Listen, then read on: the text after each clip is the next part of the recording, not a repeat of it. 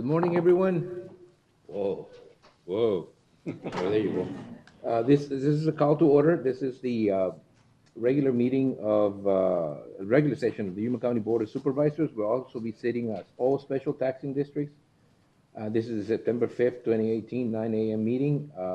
This is a call to order, and we'll begin with the Pledge of Allegiance. Will everybody please stand up? Supervisor McLeod, please lead us in the pledge. Sure. Please join me. I pledge allegiance to the flag of the United States of America and to the republic for which it stands, one nation under God, indivisible, with liberty and justice for all. Thank you. The first item in the agenda is the call to the public. The call to the public is held for the public's benefit to allow individuals to address issues within the board's jurisdiction. Board members may not discuss items that are not specifically identified in the agenda. Therefore, pursuant to Arizona revised statutes, action taken as a result of public comment will be limited to directing staff to study the matter, responding to criticism, or scheduling the matter for further discussion and a decision at a future date.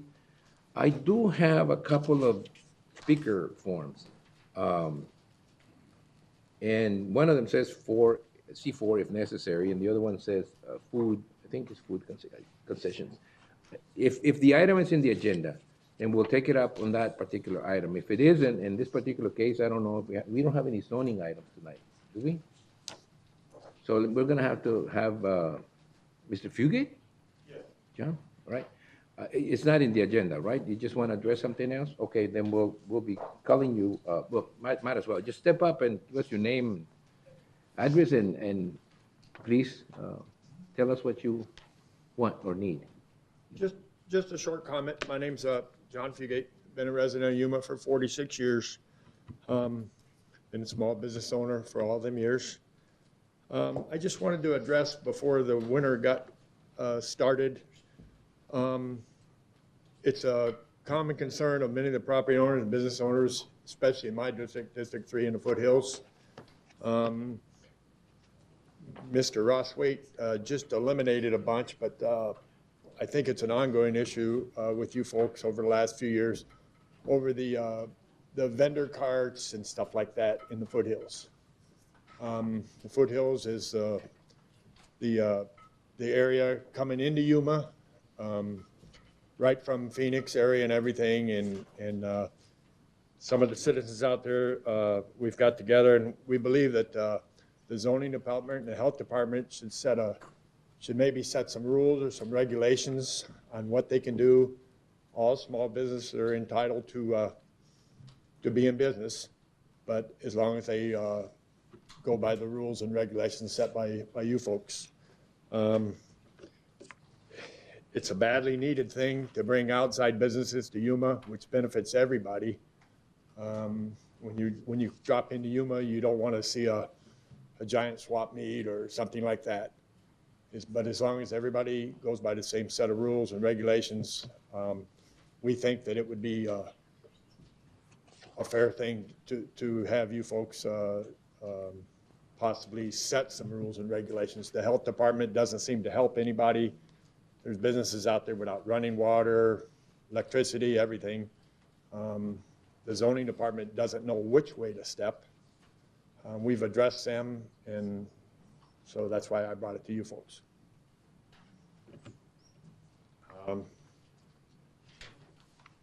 Basically, that's all I have to say.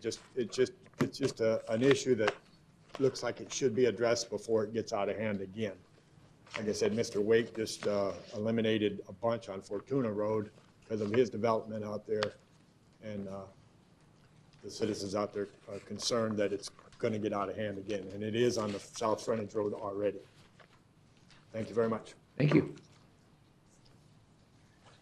I have another speaker card, but I think this one, it says C4 only if necessary, and I think it's part of the consent calendar. If we open up that item, then I'll ask Mrs. Alarcon to come forward. Okay, thank you. The next item in the agenda is the presentations, proclamations, and appointments. During this segment of the agenda, board members may discuss the presentations and proclamations and may announce appointments to the Yuma County Planning and Zoning Commission, the Yuma County Board of Adjustments. No legal action will be taken. Any members with any appointments, any discussions? I Forgot to mention Mr. Simmons has been, it's absent. He's been excused. He's given us a reason to be out there. So I forgot to mention that at the beginning of the meeting. So no more call to the public and the proclamations, no appointments. We're going to move on to the presentation of the county line as our first item in this particular segment of the agenda. So it will be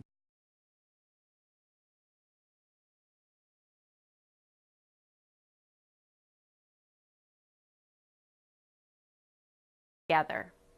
We'll show you how you can make your home and car seat safe for your little ones. Plus, maybe get a free car seat and crib. And if you're looking for a job, stay tuned. A job fair could help you get the position you've wanted. These stories and more, this is your County Line.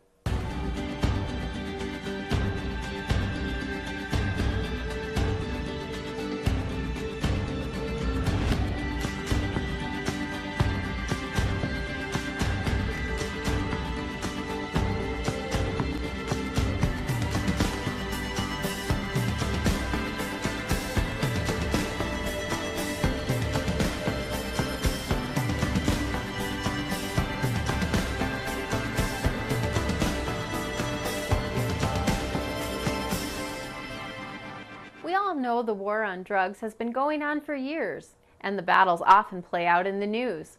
It takes a considerable amount of teamwork and cooperation to be effective. This was recently the case in Yuma County. A key to the success of a recent discovery of a tunnel leading from San Luis, Mexico to San Luis, Arizona was the coordination from multiple law enforcement agencies, local and national. You name it, there's a gamut of law enforcement agencies in Yuma County. And what works so well is the fact that we all recognize that not one agency has all the tools, all the resources to be able to do a job that's needed. So we work in collaboration with each other by sharing those resources, whether it's manpower or equipment, to have a positive resolution. A press conference recently held at the site of the tunnel's location in Arizona had Governor Ducey on hand, complimenting all agencies involved. The discovered tunnel is believed to be linked to a cartel and has dealt a heavy blow to the operation of smuggling drugs into the United States. It's every parent's desire to ensure their child is raised in a safe environment. But did you know that nearly 90% of child car seats in the United States are installed incorrectly? Even further, can you believe that over 2,200 children die each year and over 3.5 million go to the hospital emergency room for injuries that commonly happen at homes? That's why the Yuma County Health District Injury Prevention Program holds classes to help parents from having an unexpected emergency that could harm their child. By taking the home safety class, new parents or parents-to-be learn many common household items that can cause unexpected injuries for young children. We go over common injuries and common deaths that happen in the home, a little bit snapshot of what happens here in the emergency room, and just educate parents on that, what they can do to prevent those common things from happening. It's horrible that those types of things happen in our home. That's supposed to be our safe place. But the good news is we know how those injuries happen, which means we can take the proper precautions to prevent those injuries. And it's not just in your home. Having your child's car seat installed incorrectly or even having the wrong type of seat can be dangerous. We have technicians there to help them install it, answer any questions they might have. A lot of times with kids, you might have more than one, so it's about getting all those car seats in there correctly and making sure all of our passengers are riding safely. These programs typically run each month and are in both English and Spanish. To find out more, contact the Injury Prevention Coordinator at 317-4667. Have you ever heard of the public fiduciary or wondered what they do? This edition of our Spotlight series focuses on their department. We do guardianships and conservatorships. We're appointed by the court on incapacitated adults that may have dementia, Alzheimer's, developmental disabilities, and then it's our job to take care of them and their assets. And then we also run an indigent burial program. We get referrals from people throughout the county. A lot of nursing homes refer to us, adult protective services refer to us, and it's because they've become aware of a person that is no longer capable of making good decisions, whether that's financial or medical. And so then we look at that referral process and we'll petition the court to come in and become their guardian and conservator. Once the courts approve that and we find that they do have over a $20,000 asset limit, then we do have to go into a conservatorship and we would petition the court again to become the conservator. And at that point, if they have a house or vehicles or those types of things, then we need to make the decision of, do we hold on to the house because they might return to it, or are they never going to return to it, and so we need to sell the house and then use those funds to pay for their care. So if someone deceases in Yuma County and there isn't any family there that can tell them what needs to be done, then the on-call mortuary would step in. If family works with them, and if through that process find out that the family just can't afford to pay that, then there's an application that comes into our office. And we look for things like, does the deceased have assets that would offset those costs? And if that person doesn't, we would provide cremation for that person. If there's family and we can release cremains to the family, then we do that. If not, then the cremains are buried in the city cemetery. So we just have to remind ourselves all the time that we're going to do what that client would want us to do. What would be the decision he or she would make if they were able to? And as long as that decision wouldn't be harmful to them, then that's the decision we're going to make.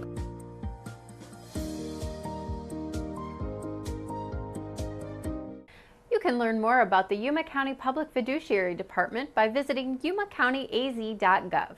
You'll find them under the Government tab. I'm Elia Juarez, and this is your library update.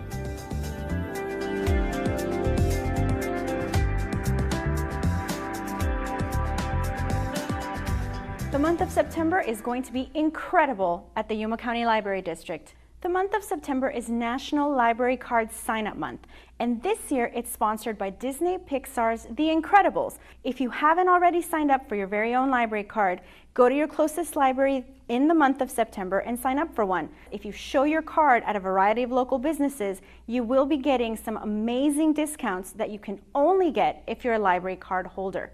For a list of all of the participating businesses and more information on how to sign up for a library card, make sure you visit us online. Follow us on Facebook, Instagram, and Twitter, and make sure you log on to yumalibrary.org for all of our library events. Before we head out, there's a very important date coming up. Searching for employment can be a tough job within itself. Let's face it, jobs are hard to find. We have some good news for anyone who's a job seeker in Yuma County.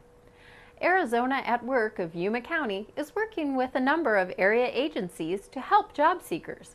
The 2018 Community Job and Education Fair is set to happen on October 3rd at the Yuma Civic and Convention Center. So mark your calendar, you have time to fine-tune your resume and be ready for the job fair. Last year, there were 120 different vendors. It's an amazing opportunity for you to secure that job you've been searching for. We'd like to thank you for joining us for this County Line. If you'd like to watch past episodes, log on to yumacountyaz.gov/VOD. And don't forget, you can join us live on Facebook. We'll see you next time. Thank you. That was entertaining.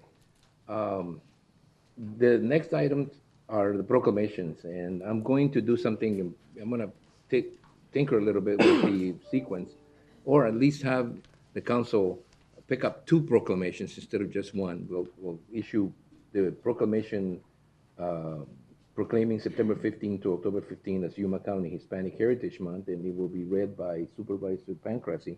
And then we'll also have another proclamation proclaiming September 16, 2018 as Mexican Independence Day.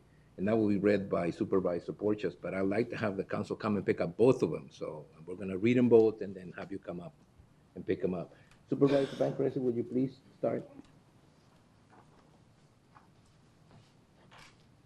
Proclaiming September 15th through October 15, 2018, Yuma County Hispanic Heritage Month. Whereas on October 17, 1988, Public Law 100-402 authorized President Reagan to establish September 15th through October 15th as National Hispanic Heritage Month. And whereas National Hispanic Heritage Month is an opportunity to celebrate a legacy of traditions, rich culture, and honor the significant achievements of our Hispanic and Latino American communities. And whereas Hispanics are the largest ethnic minority group in the country and make valuable contributions to the community in business, industry, government, education, the sciences, art, and faith, and whereas Hispanics have served with distinction in military conflicts since the Revolutionary War and continue to defend our country today as members of the armed forces, these brave men and women bring us honor, and we are grateful for their service and sacrifice. And whereas the respective backgrounds of Hispanic and Latino Americans are an integral part of Yuma County and have made enormous contributions to our diverse society by sharing their talents, culture, traditions, and their deep connection to family values, I therefore, Marco A. Tony Reyes, Chairman of the Yuma County Board of Supervisors, hereby proclaim September 15th through October 15th, 2018 to be Yuma County Hispanic Heritage Month. Thank you. Supervisor Porches. Proclaiming the day of September 16, 2018 as Mexican Independence Day in Yuma County. Whereas on September 16, 1810, Father Miguel Hidalgo gave the memorable Grito de Dolores speech in Dolores, Mexico, which marked the beginning of a long journey towards independence. This day is celebrated as Mexican Independence Day. Whereas on August 24, 1821, the Treaty of Cordova was signed, giving birth to a new and independent nation led by Agustin de Iturbide, who was appointed after leading the victorious Trigarante army into Mexico City. And whereas Yuma County has a historic relationship with Mexico based in strong social, cultural, and economic ties, and whereas this family-friendly and civic celebration is designed to educate the border community about Mexican history, empower and serve as a link between the Mexican community and local nonprofit organizations and services. And whereas the Mexican community, as part of the growing Hispanic population in the county, is an important and active participant in Yuma's society, culture, and economy. And whereas Mexican Independence Day is a day for Yuma citizens of Mexican heritage to celebrate their culture by honoring the rich history, industriousness, and spirits of Mexicans. Now therefore, I, Marco A. Tony Reyes, Chairman of the Yuma County Board of Supervisors, hereby proclaim the day of September 16, 2018 to be Mexican Independence Day in Yuma County. All right, and for the presentation, we have with us Jose Antonio Larios Ponce and staff member to pick up the resolutions. He's the Council of Mexico representing in Yuma County. So would everybody please step down and join us?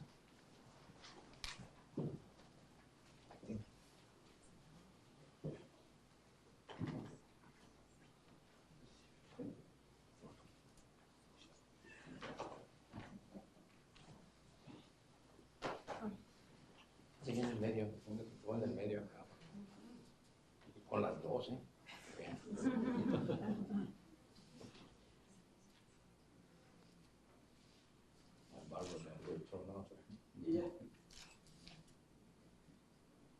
Listo.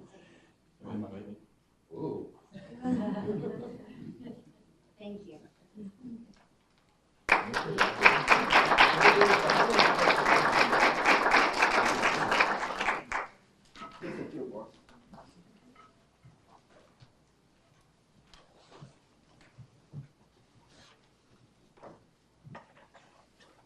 Well, thank you very much.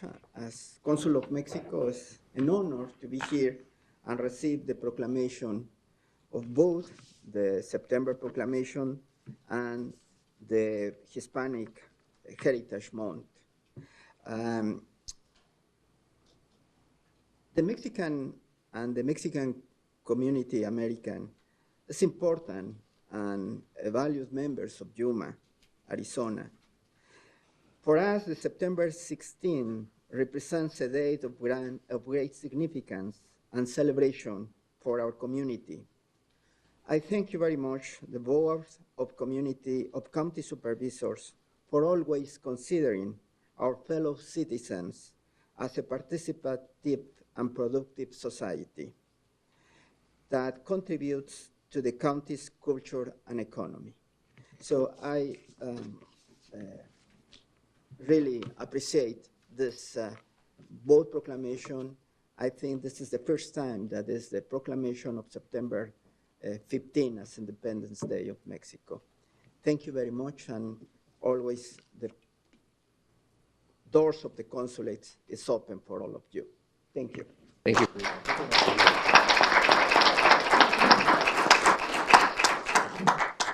A pleasure to give you a chance to practice your English. Huh? And as Supervisor McLeod wisely reminded me, we need to remind everyone that May 5th is not Mexican independence. It's September 16th, and we got to make sure that. Thank you very much. The next item in the agenda is a proclamation. It's to proclaim the month of September 2018 as Library Card Sign-Up Month. And I will have Supervisor McLeod do that. Thank you, sir. Proclaiming the month of September 2018 as Library Card Sign-Up Month. Whereas a library card is the most important school supply of all, and whereas library programs serve students of all ages, from early literacy to homework help to GED classes, and whereas libraries empower all people to pursue their interests, discover their passions, and achieve their highest potential as learners and citizens, and whereas librarians bring communities together, creating welcoming and inclusive spaces for students of all backgrounds to learn together, and whereas libraries promote equity, making digital technology and information equally accessible to all. Now, therefore, Marco A. Tony Reyes, Chairman of the Yuma County Board of Supervisors, hereby proclaims September 2018 as Library Card Sign-Up Month. And we have Sarah Wisdom, who we just saw on the TV come up and pick up the proclamation on behalf of the library.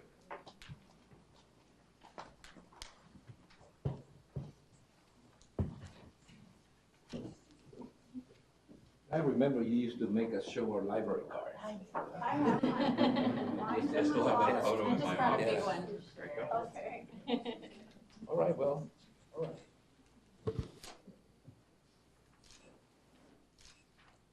Thank you. Thank you.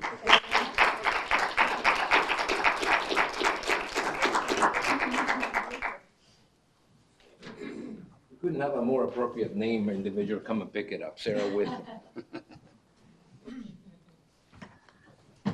And I don't know if anybody found out my age or something, but I get to read the Fall Prevention Awareness Month resolution. You know, I don't know if it means anything. It doesn't mean anything, but I am to read the proclamation proclaiming the month of September 2018 as Fall Prevention Awareness Month. Whereas falls continue to be the leading cause of unintentional injury-related hospitalizations, emergency department visits, and deaths among those Arizona's 65 and older. And whereas last year more than 14,000 older adults were hospitalized, and there were nearly 43,000 emergency department visits among those 65 and older. And whereas unintentional falls resulted in over $1.2 billion in medical costs, and whereas falling is not an inevitable result of aging, and whereas all of us have the power to reduce the risk of falling. Now, therefore, I, Marco A. Reyes, Chairman of the Yuma County Board of Supervisors, hereby proclaim September 2018 as Falls Prevention Awareness Month in Yuma County, and urge everyone to join the Arizona Falls Prevention Coalition and its regional chapters and routinely assess older adults, including our veterans and those with disabilities, for all risks, and celebrate the 10-year standing together to prevent falls. In witness whereof, I have hereunto set my hand and affixed the official seal of the Board of Supervisors. This is done at Yuma County the county seat this 5th day of September 2018. And I think I have Diana Gomez and Annette Perez to receive the proclamation.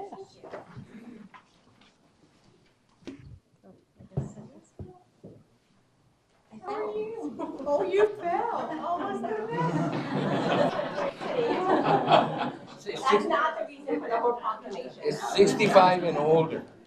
Or under. 65 and under. Okay, stand over here. Hold your proclamation. Yes, it is. And it's the chairman. Okay.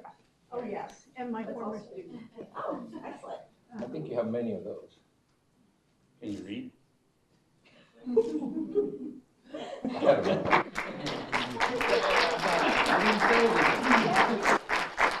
I didn't say it. Thank you so much.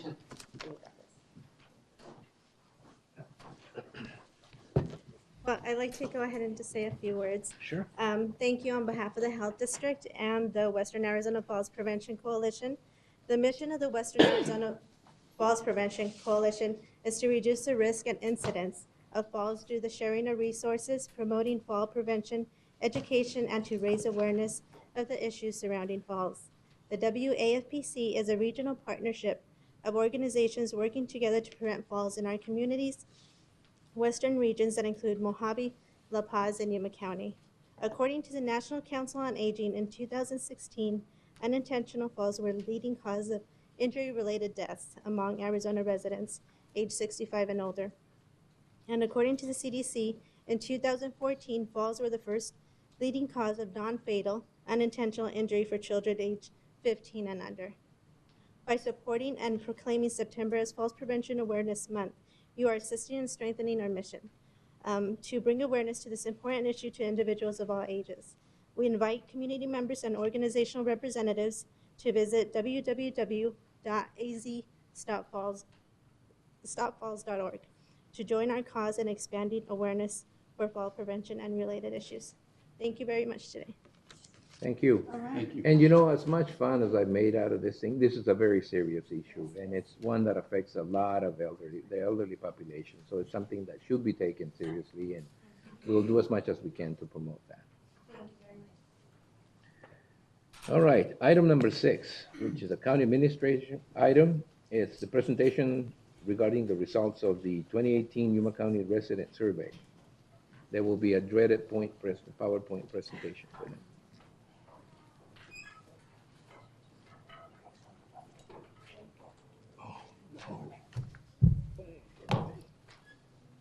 Good morning, Mr. Chairman, members of the board. Paul Melcher, Deputy County Administrator. And as you described, Mr. Chairman, we're here this morning to present to you the results of the 2018 Yuma County Residential Survey. Before we get into the survey, I'd like to acknowledge the efforts of Management Analyst Teresa Diaz throughout this process. Teresa was instrumental in preparing, implementing, and then reviewing the results of the survey. So she should take much of the credit for getting the report and the presentation ready for the board review this morning. So Teresa, thank you very much.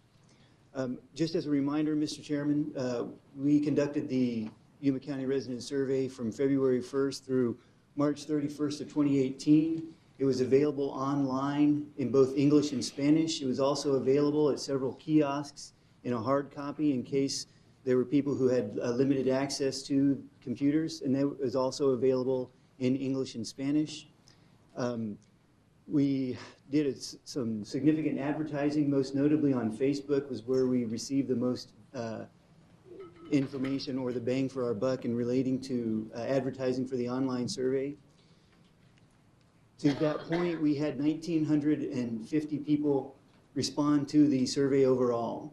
That doesn't mean that they responded to every question, but that's the total number of respondents for the entire survey. So you'll notice as we move forward through the survey, there'll be several numbers that don't quite add up to 1,950 because some of the respondents decided not to answer some of the subsequent questions as they move through the survey. You'll also notice in the survey there's a theme throughout this where we compare the 2018 results to the 2013 results. We skipped 2015 because that was a specialized community survey that was designed to solicit feedback for the strategic plan. The 2013 and the 2018 surveys were specific to the community overall, and we did as much as we could to match the 2018 questions in the survey to those that were asked in 2013. So beginning first with the demographics, you'll note in 2018, 82% of the persons responding were full-time residents as compared to in 2013, there were 98%. But you'll also notice there was a difference in the number of respondents and the methodology was different as well. In 2018, the survey link was open to anybody. In 2013, the surveys were mailed out and then there were follow-up phone calls made to try to encourage as many responses as possible. So that's the reason for the significant difference in the overall number of responses. In terms of continued demographic discussion, you'll notice here in the comparison between 2013 and 2018 that there were more people in 2013 who had lived in the county 20 or more years.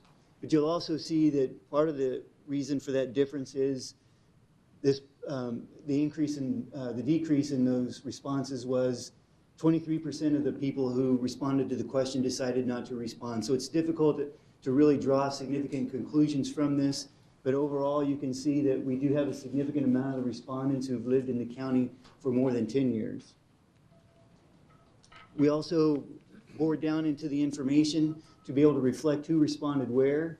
85% of the respondents were from the incorporated city limits of Yuma. You can see 4% from Somerton and San Luis, 2% from Welton, and then 5% in the unincorporated areas. That would include the foothills, Tacna on out, and then up into North County as well. In relation to the property ownership, the statistics changed somewhat from 2013 to 2018, whereas in 2013, 80% owned their houses. In 2018, 73% do. In age findings, the highest respondents to the survey were at the 65 and older age group. And interestingly enough, the highest percentage of respondents were 66% female in relation to this survey. In terms of ethnicity or race, in comparison to 2013 and 2018, 64% identified themselves as white or Caucasian, 25% as Hispanic. So that was a significant change from 2013. But again, since we opened up the survey to more respondents, we're thinking that would be the justification or the reason why there would be a change in the demographics. In order to demonstrate to the board that this just wasn't a responding, that respondents were from, the majority were from the county employee pool, we did have the results from that question, excuse me, that based on the responses that we have, only 291 of the 1,950 were identified themselves as county employees. We know that there was a certain amount that here on 78% that said they aren't. So that, I think that also reinforces while we had some county employees responding to the survey, the majority of the responses did come from the community. So the significant findings, first of all, this is the one that I think is the most, it might be the most telling for the board. The responses in terms of the trust for the board of doing what's best in the interest of the public increased 16% from 2013 to 2018. You'll notice the change here that we look and we focus mostly on the always, usually and sometimes in order to make the determination of the success of, or the responses to this question. So you'll see here that in 2018 it increased 9 and 49% respectively for always and usually doing what's in the best interest of the public. When we look at the overall, these were the big 5 questions in terms of, how, in general, how well is the county doing its job? So overall services, I would again look at these 2 right here as the main indicators of how well the county's performing in each of the categories. This is very satisfied and satisfied. So you can see here roughly 60% in overall quality of services. Another 57%, the overall image of the county is favorable. How well the county is managing growth, 49% agree. And then overall quality of life, you have 66% of the respondents agreed that Yuma County has a good quality of life. This was the indicator of what the residents thought should be the board should give the most attention in the coming years. So we'll just do the quick comparator for this year. Public Works, Sheriff's Office, and Development Services, once again, were the top three, as they were in 2013. You can see that the percentages have changed significantly in relation to what that emphasis is being placed on these three departments. However, they still represent the top three departments moving from 2013 to 2018. You can also see down below the Health District stayed the same. The Library District was roughly the same. The Health District increased 5% in their responses, and the courts had a general increase in their responses as well. Overall, what we were looking at too is part of the survey was getting some of the general responses from the public. As you'll recall, not only did the survey include the areas where the respondents could rank things, but they could also leave comments specific to the specific survey areas. Some of the highlights included, and as we looked on this, were roads, the Health District, and the Sheriff's Office in terms of community safety. For the use of the survey results, again, I wanted to reiterate that we're going to take this, and we've already started the discussion of how we can use this to measure government performance, effectively reallocate funding to meet residents' needs, and then monitor trends in resident opinion. One of the things that I wanted to point off before we get to the questions is a lot of the focus that we received in the comments were related to getting out the message on what the county does, communicating more effectively on county services. And that was a common theme among all of the departments where we received comments that were specific to that, to the individual respondents. The other aspect of it too was, as you might understand, would be there was a unique emphasis on roads and on public safety. So those main areas were the focus of those comments. And then what we did in turn is we reviewed each of the survey results with the respective departments who participated in this, and this would be the county administrator and I did. And we discussed how they could take the respective results and what they thought that the information meant to them in particular. So that's, some of the departments have already begun looking at ways to improve their outreach to the public, and then also to take a look at the services they provide to make sure that they're providing them in the most effective means possible. Mr. Chairman, members of the board, that's the presentation for today. I'd be happy to answer any questions that you might have. Well, that was a pretty fast presentation. That was very All things good. considered, that was very good. Any questions? There were no major earth-shaking differences, were they? I mean, it was really disappointing to see a 4% participation rate in some of those areas, or 5% in the whole, area out there. So that's probably the areas that we need to work a little bit more to reach on the next one, because it seems to me like we did a Yuma County survey, but most of the survey respondents were in Yuma. It's kind of difficult to really gauge, how people feel when they live in the county, when most of the respondents live in the city. It's really, I think it probably distorted a little bit the results. But again, you can't, you made it available in Spanish, you made it available in English and Spanish, you made it available everywhere. So I guess it's just a matter of generating a little more response and focusing on those areas that didn't respond as well. Okay, any other comments? No? I have a question. How are we gonna make aware to the residents, or the people here, when projects are being done, or what's coming up? Or Mr. Chairman and Supervisor Porteous, one of the things that Communications found as part of their survey was there was a really great benefit of going through social media to make the public aware of those projects that are being completed. Public Works also made note of that fact, that is as part of that request. So let's take some of the minor projects. Let's take potholes, for example, some of those things that they could use that request as part of that to get out the message to inform those people who are letting Public Works know that there are minor repairs that need to be done on roads. They're also looking at extending customer service to those employees out in the field, so that when people ask about projects or what's going on, that they're able to provide them specific and correct answers.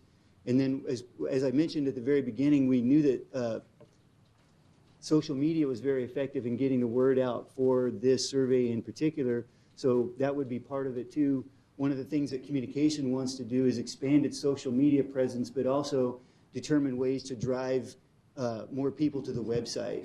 It was noted on there that with the changing demographics that the county needs to be able to drive younger people to the website so that everybody understands constituents, what projects are being completed, what services are being provided. So I think that, at least initially, those will be the two main methods of doing that. Okay. Any other questions? If not, thank you, Paul. Thank you very much for the information. The next item in the agenda is the consent calendar. The following items are listed under the consent agenda, and they will be considered as a group and acted upon by one motion with no separate discussion, unless a board member so requests. In that event, the item will be removed from the consent calendar for separate discussion and action. I'm going to entertain a motion to approve the consent calendar, and I am being told that item C8 is to be postponed or to take no action on it. So we'll pull out, item C8. Is there any other items that need to be pulled for any reason? If not, then I'll entertain a motion. Do you have the card? Yeah, but that's only if it gets pulled for discussion. Oh. If it doesn't, it doesn't. If there's nothing else, Mr. Chairman, I move that we approve consent items 1 through 16 as presented, with the exception of item 8, which you have removed. Is there a second? Second. Motion and a second to approve all those consent calendar items as presented, with the exception of item number 8, which will be postponed or take no action on it. Any discussion on the items? No discussion. All those in favor of the motion signify by stating aye. Aye. Anybody opposed? Ms. Alarcon, you didn't need to come and address the board. Your item passed without discussion. All right, and we'll move on then to the next item. Item number, let's see, where are we?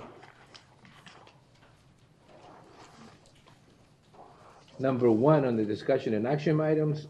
These are regular discussion items, and the board will open each of the following items separately for discussion and action as appropriate. For those waiting, the development service and engineering, this is the item where we, in accordance with the revised statutes, 11-251-9 and 948, we will conduct an auction at 9 a.m. or as schedule permits of assessors parcel number 728-03-036, a county-owned excess parcel, and authorize the county engineer to execute the documents transferring the property to the highest bidder at or above the minimum bid. If there are no successful bids, we will continue this item and authorize the county engineer to return this item to the board when there is sufficient interest to conduct an auction. Let me read some of the instructions that will relate to this particular item. If you wish to make a bid, you must register and obtain a bidder card from Barbara Villaneda at the county administration's receptionist desk. I hope you've done that. The payment in full is expected as per the terms of the sale. These will be mailed to the address noted on the bidder registration form as time permits. I will announce the parcel number, which is 728-03-036, and request a minimum bid of $28,000. Bidders, please hold up your bidder card and call out your bid amount. Do not write or damage the bidder card in any way. Turn them over to Barbara Villanueva or leave them on the counter, or there shall be consequences. I don't know what the consequences would be, but there will be consequences. Mr. Chairman, Yes? just the minimum bid will be $28,800. Yeah, $28,800. $800. Okay, it's a little blind, it's age. I fall often, I guess. Okay, the minimum bid, it will be $28,800. Is there a bid for that amount? Okay, and your bidder, turn the number 1. All right, there's a bid for $28,800 for this property, and the property is listed here, and it's, buyer beware. You need to be aware of all the size and restrictions on it. Is there another bid? Is there anyone else that would like to bid? $28,800 is the minimum bid. Is there anyone that would like to bid anything above that amount? Anyone? Anyone? Did anyone register to bid other than number 1? So let's not spend too much time trying to get another bidder when there isn't one. So there, we have a minimum bid of $28,800 from bidder number one.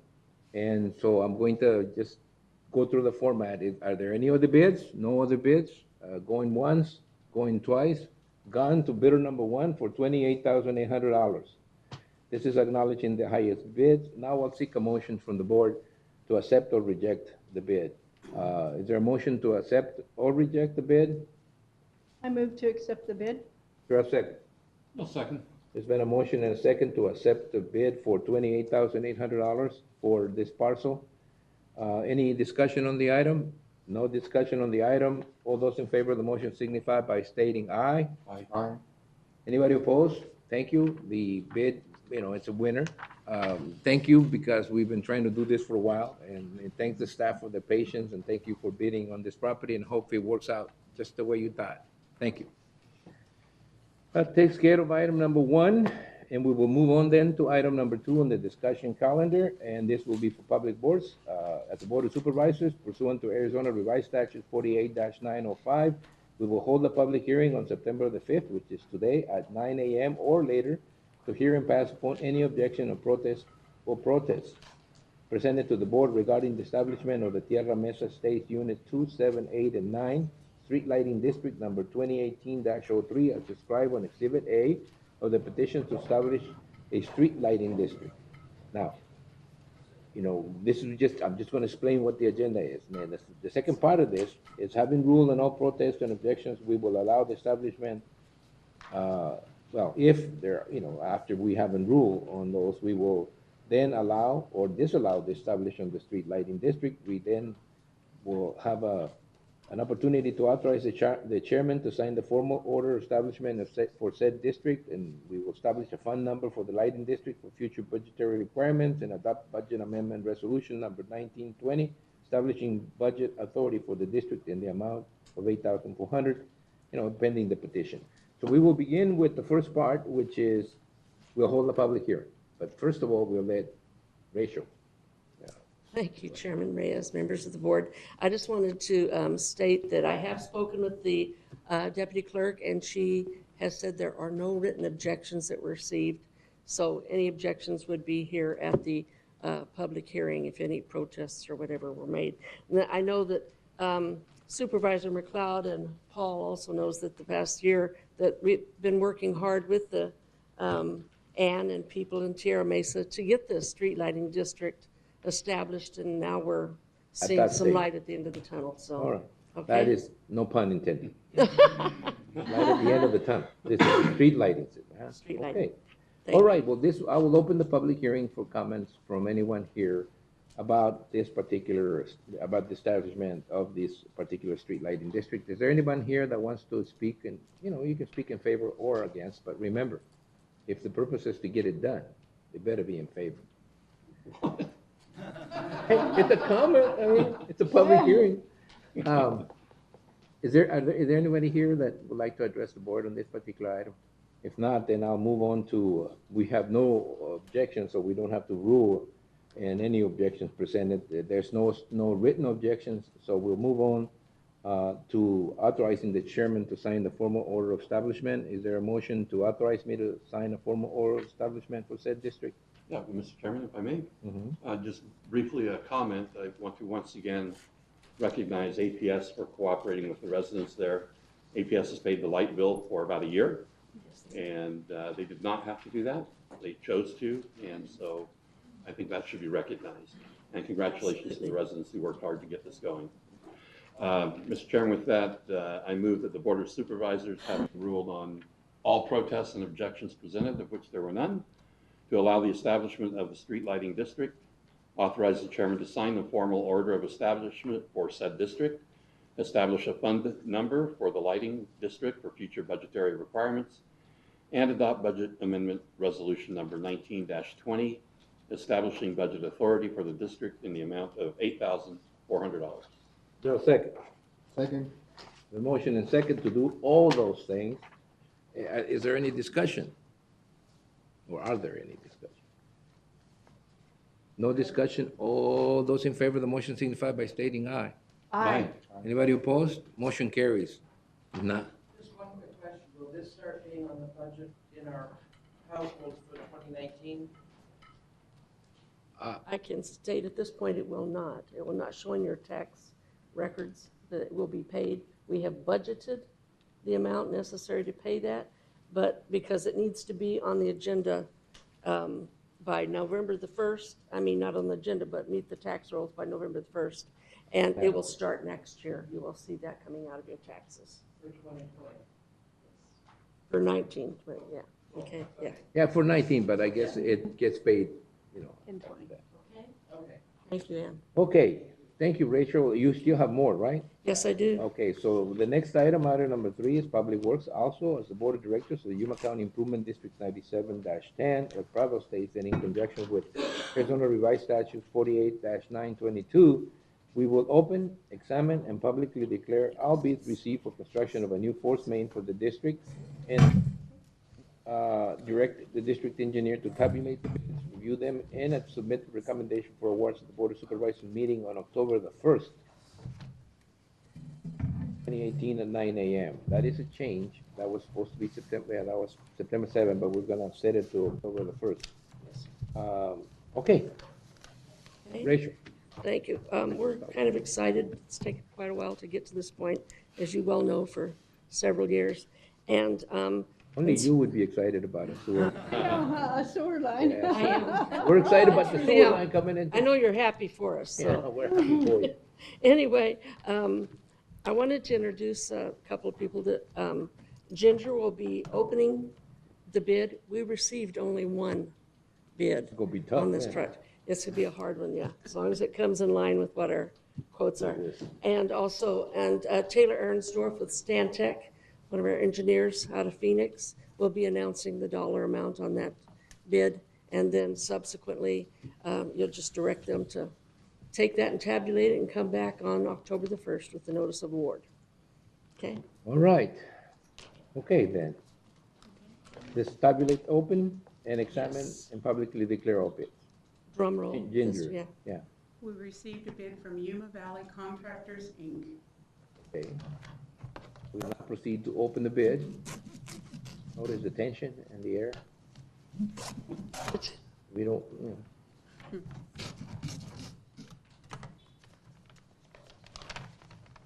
An envelope inside another envelope. Making it tough.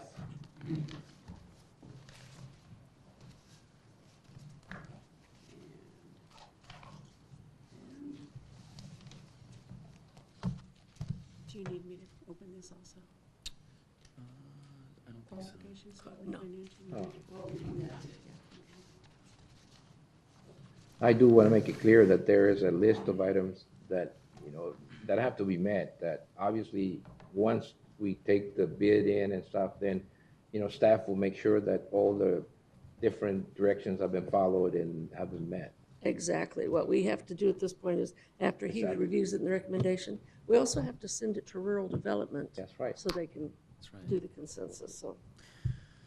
So the bid we've received from Yuma Valley Contractors, Inc. is total unit price of bids is the total bid price of $720,657.29.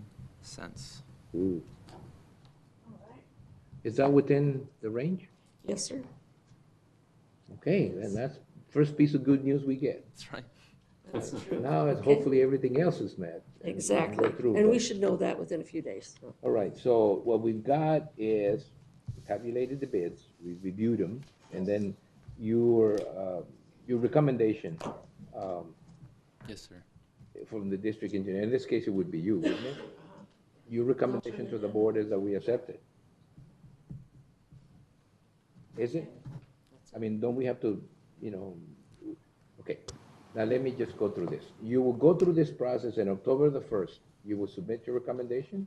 Yes. Correct. Okay, okay, all right. Okay. Is there anything else that we need to do on this particular item? No? At this point, no. All right, well, thank you very much. and Thank It you. was a very painless process. Hopefully, it'll be one of many that you will do. Thank you. Thank you very Thanks much. for coming over from Phoenix for this 5-minute thing. but- Absolutely. Just specifically for, yeah. Yeah, that's good. Thank you. Okay, Gemini. Thank you. Ginger. Okay, is there anything else we need to do other than just simply announce that we will then take the recommendation on October the 1st? Nothing else. All right, then we'll move on then to item number 4, which is elections. County administration and elections. Canvass the unofficial results of the August 28, 2018 primary election. Paul, before you begin, and we tabulate everything else, I do want to make a couple of comments, which I hope set the tone here. This was not, to me, a regular election in terms of past. It was an election where we were testing some new equipment, that we were doing some different things in different places. So I do want to begin by congratulating your team, yourself and the team and the recorder's office and everybody else, because it was, at a certain particular point, it got a little tough. And I know, especially in South County, it always gets tough. And I want to also thank Supervisor Borchas for handling some of the stuff in South County, which I'm accustomed to handling throughout the years. It felt really good to have, more than a wingman, a person that could, direct some of that traffic. So to just sum it up, to me, it was a well-run operation. Let's find out what the results are. Well, thank you, Mr. Chairman. We really appreciate those comments because as the reporter Robin Paquette and I have been discussing, it really has been the behind-the-scenes people who were heroic in this election because of the new equipment. All the staff getting that up and running in such a short time.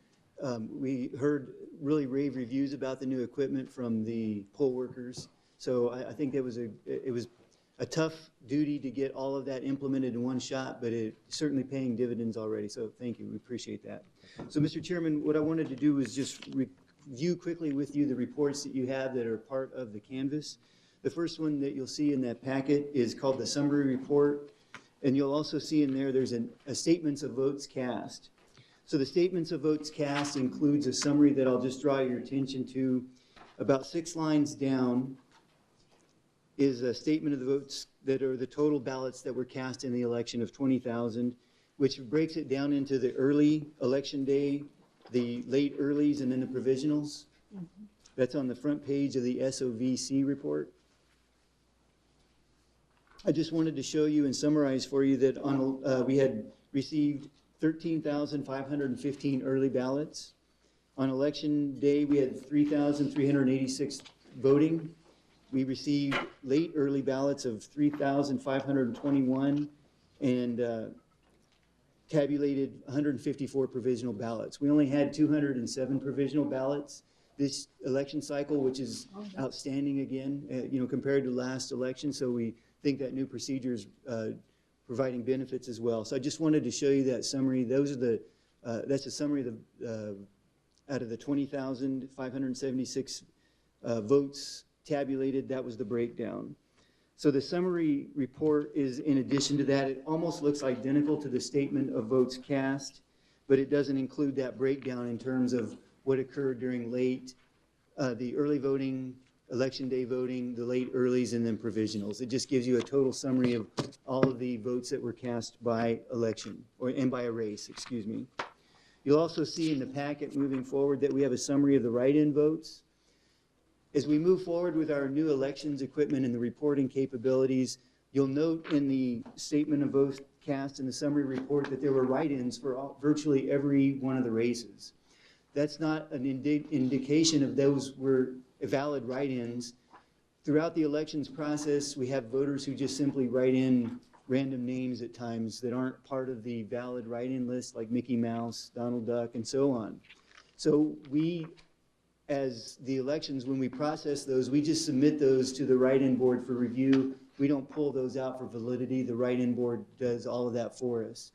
We're looking at the future of figuring out a way of just providing a statement of the valid write-in votes at the end versus trying to report them at the beginning, because it confuses the issue for some of the candidates because they were concerned that there was a write-in candidate that hadn't filed. So in the future, I think that's one of the things we need to look at to just simply avoid the confusion, because there were some legitimate write-in candidates that were part of this list. So that's part of your packet.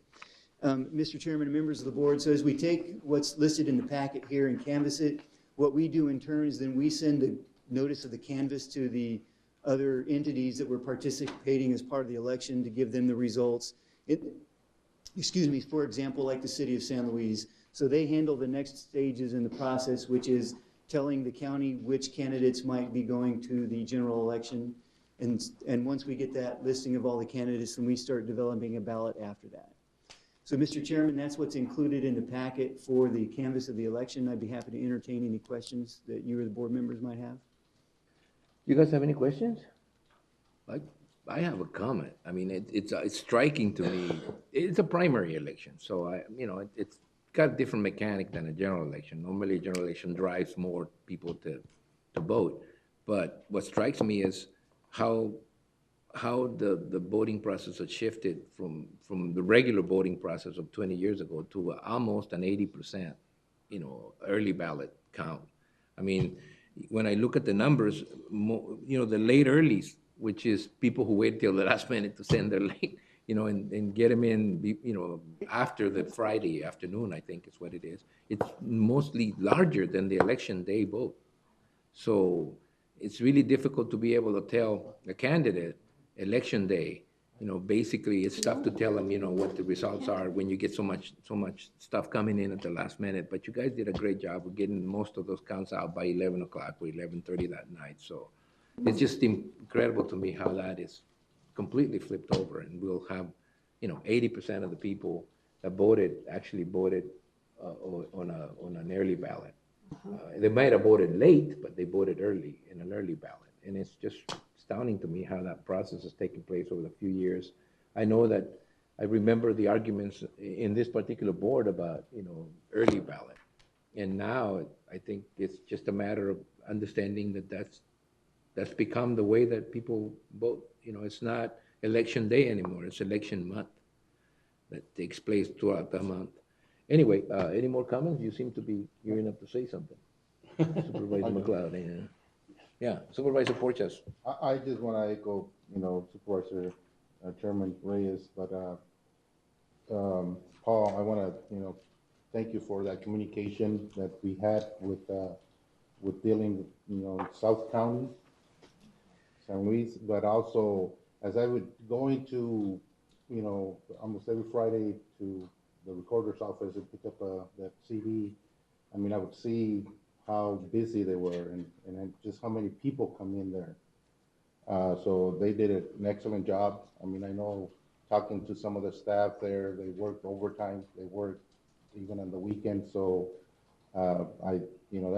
that's huge. I mean, they really stepped it up. They, like they always do, but I think this election was really different in a way of traffic, I believe there, maybe, the building but I just want to congratulate them on the great job that they did. Yeah, it's a good test run for the general election, and I from reading the kind of situations that came up in Maricopa County and some of the other counties, it's really always a pleasure to look at the way things are run in Yuma County and how most of the time, most things are handled in a way that they don't really become big issues or controversial. You understood that every small problem becomes a big one if you don't deal with it right away, and you seem to be dealing with them right away. So thank you very much. Any comments? Yeah, please. Thank you, Mr. Chairman. I'll take a little bit different take on it insofar as it amazes me the amount of money that we waste on early ballots that don't get returned. At some point, I hope the recorder can give us an approximation of what that number is, but it's not small. I think maybe half of the ballots that were sent out were actually returned. And what's remarkable is you have to request that ballot. So people are requesting and not bothering to return, which is a very large expense to the taxpayer. So I hope going forward that people will take that seriously when they get that ballot, pay attention to it, and get it in on time. And one other thing. I was down here on weekends and late at night a couple of times. The recorder's staff worked hours that you would not believe during this past month. Mm-hmm. They were just overwhelmed and managed to pull it off. So they did a good job. I want to congratulate you, Robin, on the great job that you guys did. Thank you. I agree. All right. Okay, before we mess it up, this is a good way to end this conversation. Mr. Chairman. We're gonna have to, we're gonna have to take a vote to canvass the results of the August 28, 2018 primary election. The summary is in front of us. Is there a motion to do so? So moved. Is there a second? Second. Then motion and second to officially canvass the results of the August 28, 2018 primary election. Any discussion? If no discussion, all those in favor of the motion signify by stating aye. Aye. Anybody opposed? Motion carries. That takes us into the event calendar, current event section, which is where board members and the county administrator will report and may discuss events attended or to be attended on behalf of the county, may present a brief summary of current events, and may update the schedule for future Board of Supervisors meeting as appropriate. No legal action will be taken pursuant to ARS statutes 38-431.02, parentheses K. Yeah, whatever. That one's pretty good. All right, let's begin with, come on, we're not doing it over this side now. So, I only have one event that I attended. I spoke at the Women's Equality Luncheon out at Yuma Proving Ground. And Women's Equality Day, or the luncheon is based on women's right to vote, and it celebrates the women's right to vote. And it was so well attended, and it was such a rewarding event. I have to tell you, I was walking in with 3 young ladies, and I looked at them and I said, "What do you ladies do?" And they go, "We're engineers out here." And I went, "Yeah." And so that just made me feel really proud that these young ladies were all engineers out at Yuma Proving Ground. And when I got in there, I saw U of A in the back corner, and there was a table of women in the back corner, young ladies, and they were all juniors and seniors that were in the U of A Yuma program who were engineering majors. And following the luncheon, they were meeting with these engineers and discussing some of the issues that had to do with engineering. And the whole table was made up of young women that were all going to be engineers within the next 2 years. And it just made my heart soar that we have come so far from the fact that we couldn't even vote years ago, to Title IX, which was equal rights for education and athletics for women, to now women are in every single field that there is, and nothing can hold us back. So. What can we say about that, huh? It was wonderful. Nothing. It was wonderful. Nothing's going to hold them back. No. Yes. So anyway, that's all I have. That's all you to got? say. Yeah, I just have one That's thing a as lot. well. I attended the Farm Bureau's annual meeting, and they had an outstanding speaker. She spoke on GMOs and how there's a lot of fear being generated, and she sees it quite the other direction. The amount of food that we're able to produce using far, far less ground and area. I wish everybody could have seen it. It was a fascinating presentation. That's all I got. All right, Supervisor Borges. I attended the YMPO meeting last Thursday. We got invited to the swearing in of the mayor in San Luis, but I believe it's on Saturday, and the consulate invited us for their celebration here at the Civic Center on Saturday. So It'll be difficult making the vote. Yeah, well, at least that's it. All right. Well, I think the interesting part was the election for me. And, having been through many in San Luis, I want to congratulate the candidates, all of them, the ones that won and the ones that didn't. I do believe that it takes a special kind of frame of mind to get involved in politics nowadays. And so I really appreciate people who participate. I think it's always a learning experience. It may not, you may not always win, but when you get involved, I think you have an opportunity to see you know, just what some of us go through, you know, and to me, that was a good process to go through, and it was nice to see so many young people and women, you know, that are participating in these processes now.